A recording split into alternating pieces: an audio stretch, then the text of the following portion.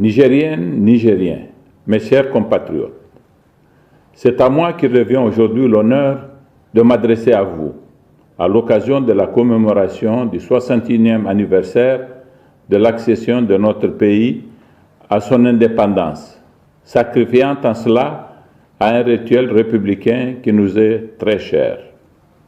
Je le fais avec d'autant plus d'émotion que bien de mes prédécesseurs devant ce prestigieux micro ne sont plus de ce monde. Je pense à eux tous, en implorant la bénédiction de Dieu en leur faveur. Permettez-moi aussi de rendre un hommage appuyé au président Issoufou Mahamadou auquel j'ai succédé. Grâce à lui, notre pays vient de réaliser sa première alternance par laquelle une passation de pouvoir pacifique et démocratique a eu lieu à la tête de l'État, conférant ainsi une distinction toute particulière à notre pays eu égard au contexte régional marqué surtout par des pratiques d'exercice de pouvoir à durée illimitée. Grâce à l'élégance de son geste, traduisant son profond attachement aux intérêts de son pays, ainsi que sa foi dans les valeurs de la démocratie, notre pays jouit aujourd'hui d'une excellente image internationale, nous ouvrant des fenêtres d'opportunités qu'il nous revient d'exploiter avec le sens de responsabilité requis. Mes chers compatriotes, en sollicitant votre confiance à l'occasion d'une campagne électorale à laquelle j'avais, vous vous souvenez, consacré beaucoup de temps, ce qui m'avait permis de visiter même ceux d'entre vous qui vivent dans les localités les plus éloignées de notre vaste pays, j'ai eu l'occasion de bien connaître vos besoins et vos aspirations. Depuis 4 mois que je suis à la tête de l'État, je me suis efforcé de traduire en actes ce que je pensais avoir compris au plus intime de votre être. Dans le discours que j'ai prononcé au cours de la cérémonie de mon investiture, j'ai fait un état des lieux des défis auxquels est confronté notre pays et j'ai mis un accent particulier sur 2 d'entre eux, la gouvernance et l'éducation. Mes 4 mois à la tête de l'État m'ont conforté dans mon option d'accorder une totale priorité à ces 2 questions. À côté de celle-ci, j'ai aussi souligné l'urgence du traitement du défi sécuritaire.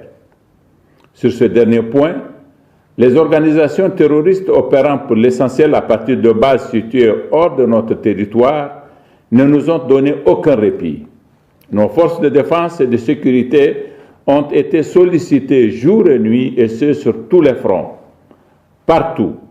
Elles se sont comportées avec dignité et ont fait preuve de compétences remarquables. Je voudrais leur rendre ici un vibrant hommage. Je pense en particulier aux batailles héroïques qu'elles ont livrées à Difa, à Bosso et à Tchomabongo. La compétence qu'elles ont accumulée à force d'âpres épreuves nous a permis de créer un rapport de force favorable au point où les hordes criminelles embrigadées dans l'IGS sont désormais réduites à une seule recette consistant dans les tueries en masse des populations civiles paisibles et innocentes, comme ce fut le cas à Bakorat, Intezeyen, Tchomabongo, Zarumdare, Deukoukou, Ouye, Ziban et j'en passe hélas. Ce fort de ce rapport de force que nous avons pu ramener dans leurs villages respectifs toutes les populations déplacées internes de Lanzuru, de Fantio et des environs de Bani Bangou dans la région de Tillabéri. À Difa, nous avons mis au point un plan de retour des déplacés de tous les 300 villages désaffectés. Nous avons d'ores et déjà mis en exécution la première phase de ce plan ayant concerné 19 villages, dont le village emblématique de Baroua par lequel l'opération avait commencé. Je suis très heureux de savoir que ces populations ont réinvesti leurs champs, celles de Baroua s'apprêtant même à reprendre la pêche. Mes chers compatriotes, la promotion de la bonne gouvernance est l'un des domaines où j'avais annoncé des actions décisives lors de mon investiture. La bonne gouvernance suppose la bonne marche des institutions républicaines et la préservation des libertés et des droits fondamentaux. Je note à cet égard que l'Assemblée nationale vient de clôturer sa première session ordinaire. Elle a pleinement exercé son droit de contrôle de l'action gouvernementale Elle a reçu le Premier ministre pour la présentation de sa déclaration de politique générale qu'elle a adoptée. Elle a procédé à l'organisation du débat d'orientation budgétaire dans le cadre de la préparation du budget de l'année 2022.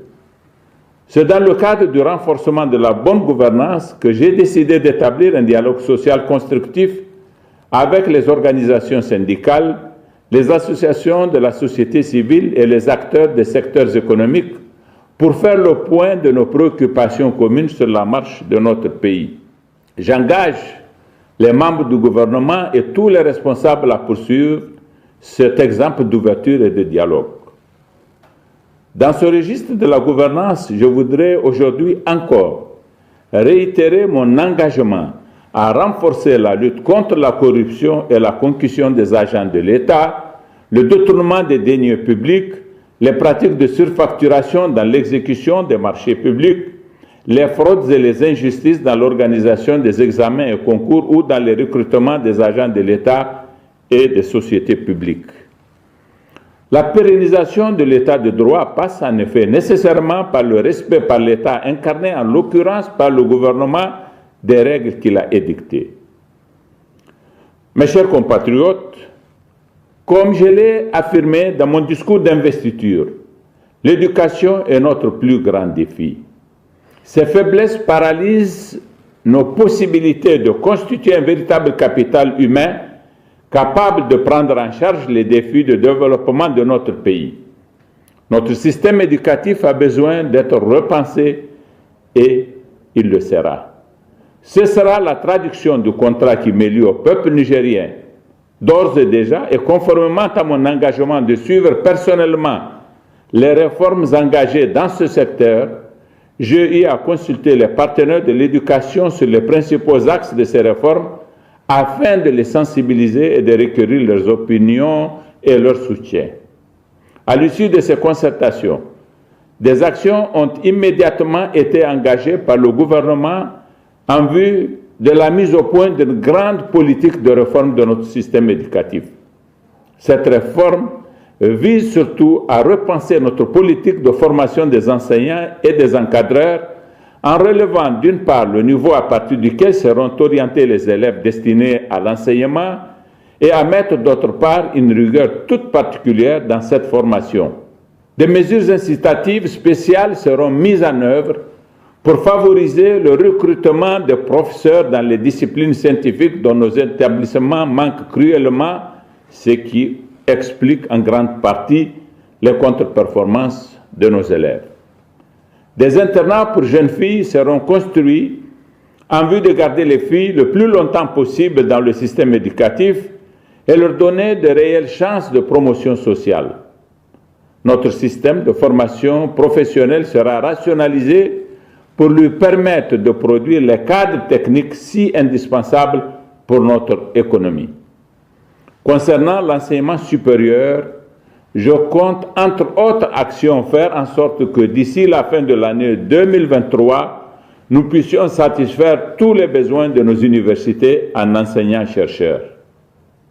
Mes chers compatriotes, cette année encore, l'anniversaire de notre accession à l'indépendance se déroule dans un contexte de préoccupations sanitaires dues à la pandémie de la COVID-19, avec notamment l'apparition du très dangereux variant Delta.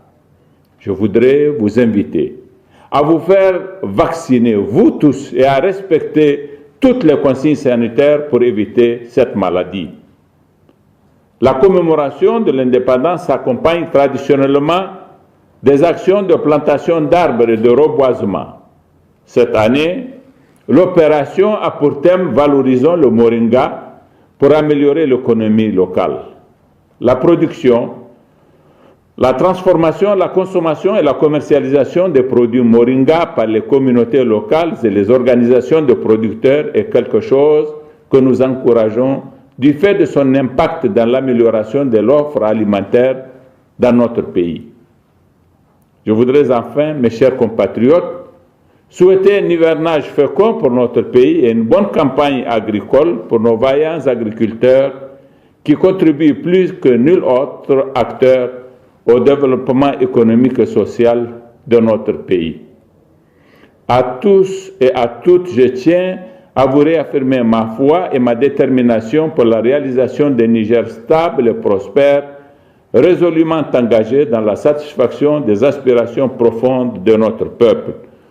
Pour terminer, je voudrais exprimer ma compassion aux familles et aux frères d'armes des 19 de nos vaillants soldats tombés hier sur le champ d'honneur dans le département de Torodi suite à l'explosion d'une mine posée par les terroristes. Vive le Niger, je vous remercie.